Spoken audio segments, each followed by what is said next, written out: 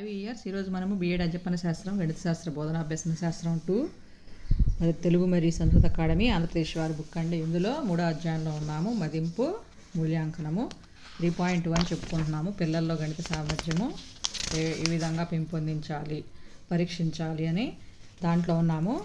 So చూడండి, భావనాత్మక ఇప్పుడు ఒక దృక్పథం ప్రకారం గణిత సామర్థ్యాలను 3 రకాలుగా వర్గీకరించారు. అవి భావనాత్మక అవగాహన, కాన్సెప్చువల్ అండర్స్టాండింగ్, ప్రొసీజరల్ నాలెడ్జ్, సమస్య పరిష్కారం, ప్రాబ్లం సాల్వింగ్ వరకు చెప్పుకున్నాము. నెక్స్ట్ ఇక గణిత సామర్థ్యాలను పరీక్షించుటకు మనం ఏ సాధనాలు వాడుతున్నాం కూడా చెప్పుకున్నాము. నెక్స్ట్ కొన్ని సామర్థ్య పరీక్షల గురించి తెలుసుకుందామండి. గణిత సంబంధించి test of early mathematical abilities 3వ ఎడిషన్, TEMA 3rd ఎడిషన్. దీని రచయితల Herbert P Ginsburg and Arthur J బారూడి.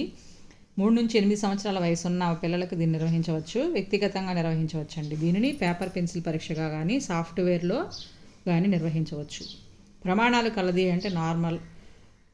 ఇది గణిత అభ్యాసంలో ఇబ్బందులు ఉన్న పిల్లల్లో గణిత నిష్పాదనను మాపనం చేస్తుంది. పురోగతిని మాపనం చేయడానికి, కార్యక్రమాలను మదింపు చేయడానికి, ప్రతిభావంతులైన విద్యార్థులను గుర్తించడానికి, పాఠశాలలో పేలవమైన గణిత పనితీరు కొరకు ఆధారాలను కనుగొనడానికి, బోధన నివారణకు మార్గదర్శకం చేయడానికి దీన్ని ఉపయోగించవచ్చు. ఈ నికషలో పరీక్షించబడే గణిత సామర్థ్యాలు సంఖ్యా నైపుణ్యాలు ఉంటాయండి. ఇంకా సంఖ్య పోలిక సదుపాయము, సంఖ్య అక్షరాస్యత, సంఖ్య వాస్తవాల ప్రావీణ్యత, గణన నైపుణ్యాలు, భావనలను అర్థం చేసుకోవడం వంటివి ఉంటాయి టెస్ట్ ఆఫ్ ఎర్లీ మ్యాథమెటికల్ ఎబిలిటీస్లో.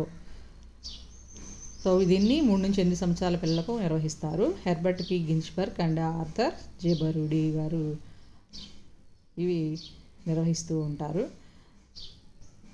గుర్తుపెట్టుకోవాలండి. గణిత సామర్థ్యాలు సంఖ్యా నైపుణ్యాలు, సంఖ్యల్లో పోలిక సదుపాయం, సంఖ్యలో అక్షరాస్యత, వాస్తవాల ప్రావీణ్యత, నైపుణ్యాలు, భావనలు అర్థం చేసుకోవడం.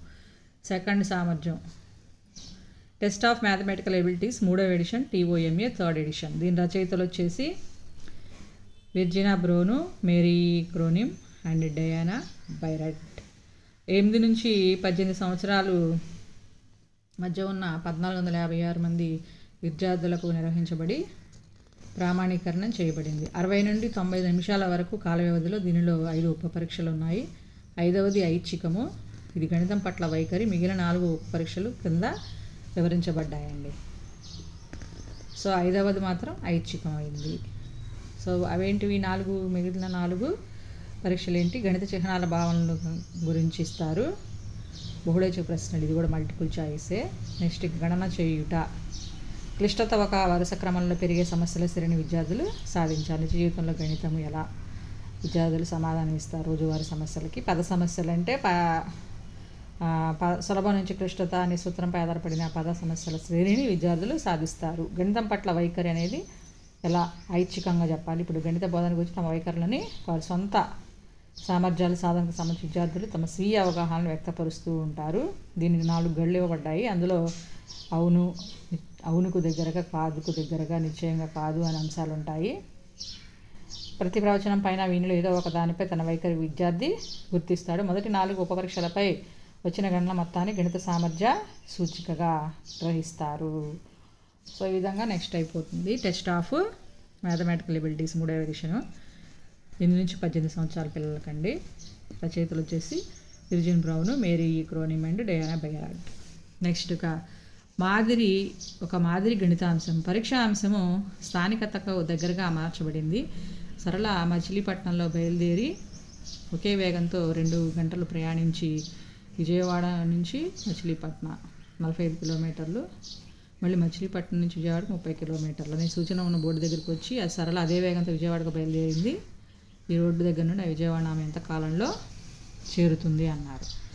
సో దూరము, ఇది వేగం ఈజీకుడు దూరము బై కాలం అంటే కాలం కరెక్ట్గా చేసుకుంటే మనకు వస్తుందండి. నెక్స్ట్గా ఇంకొక గణిత సామర్థ్య పరీక్ష understanding number, non numerical processes, అంకరహిత ప్రక్రియలు, కాంపిటేషనల్ నాలెడ్జ్, గణనా జ్ఞానం. ఈ 3 సామర్థ్యాలపై 77 పరీక్షా అంశాలు ఉంటాయంటండి. వాటి వివరాలు: సంఖ్యా అవగాహనలో 27 అంశాలు ఉంటాయి. బీజగణితం, అంకగణితము, సమస్యల సాధనకు వాటి అవగాహన ఎలా ఉందని చెప్పి పరీక్షిస్తారు ఇక్కడ. ఉదాహరణకి ఈ సంఖ్య చూడుము, వీలైనంత పెద్దదిగా తయారు చేయడానికి అందులో గల అంకెల క్రమాన్ని మార్చుము, అట్లాగే ఈ ప్యాటర్న్ ఇచ్చేసి ఖాళీని పూర్తించండి. అంకరహిత ప్రక్రియలో వచ్చేసి 19 అంశాలు ఉంటాయి. ఇదేమో సంఖ్య అవగాహన 77 అంశాల 27 అంశాలు ఉంటాయి సంఖ్య అవగాహనలో. అంకరహిత ప్రక్రియల్లో 19 అంశాలు ఉంటాయి. ఇందులో ప్రశ్నల కొరకు ఏ విధమైన ప్రాముఖ్యత కలిగిన అంకెల సంబంధ విషయము అవసరం లేదు. దీనికి కావాల్సిందల్లా భ్రమణ లేదా ప్రతిబింబ సౌష్ఠవత, ఇతర ప్రాదేశిక ప్రక్రియ, అంకరహిత గణిత ప్రక్రియల అవగాహన మాత్రమే. ఇక్కడ ఉదాహరణ పరిశీలిద్దాం. పక్కన ఇవ్వబడిన ఆకారాలు దాని మూలాలు కార్నర్స్ అన్నీ సమానంగా ఉన్నాయి, దాన్ని గుర్తించండి అని అడుగుతారంటండి దీంట్లో అంకరహిత ప్రక్రియల్లో. నెక్స్ట్ గణన జ్ఞానము వచ్చేసి ఇందులో 31 పరీక్షా అంశాలు ఉంటాయి. వీటికి జవాబులు రాయడానికి సూటిగా గణనలు చేయాల్సిన అవసరం ఉంటుంది. పెన్సిలు కాగితము అవసరము. అంతేకాక యథార్థాలను పదజాలాన్ని గుర్తుకు తెచ్చుకునే సామర్థ్యం కావాలి. చేయవలసిన ప్రక్రియ సూటిగా సందిగ్ధత లేకుండా సూచించబడుతుంది. క్రింది ఉదాహరణ పరిశీలిద్దాం. 76 - 39 ఖాళీని పూరించండి. 4 భుజాలు కలిగిన అన్ని ఆకారాలను ఏమని పిలుస్తారు? మార్కుతో సూచించండి సరైన సమాధానాన్ని. ఇలా 4 ఆప్షన్లు మల్టిపుల్ చాయిస్ క్వశ్చన్స్ కాబట్టి 4 ఆప్షన్లు ఇచ్చేసి మార్కుతో సూచించండి అని అడుగుతారు. ఇది కూడా ఖాళీని పూరించండి. ఈ విధంగా అడుగుతున్నప్పుడు గణిత జ్ఞానం అనేది వస్తుందండి, పరీక్షించడానికి ఉపయోగిస్తూ ఉంటారు. సో ఇంతటితో 3.1 అయిపోయింది. నెక్స్ట్ వీడియోలో 3.2 కంటిన్యూ చేద్దాము. సబ్స్క్రైబ్ చేసుకొని దయచేసి నా వీడియోని ఎంకరేజ్ చేయవలసిందిగా కోరుతున్నాను అభ్యర్థులను. అలాగే షేర్ చేయండి. Thank you.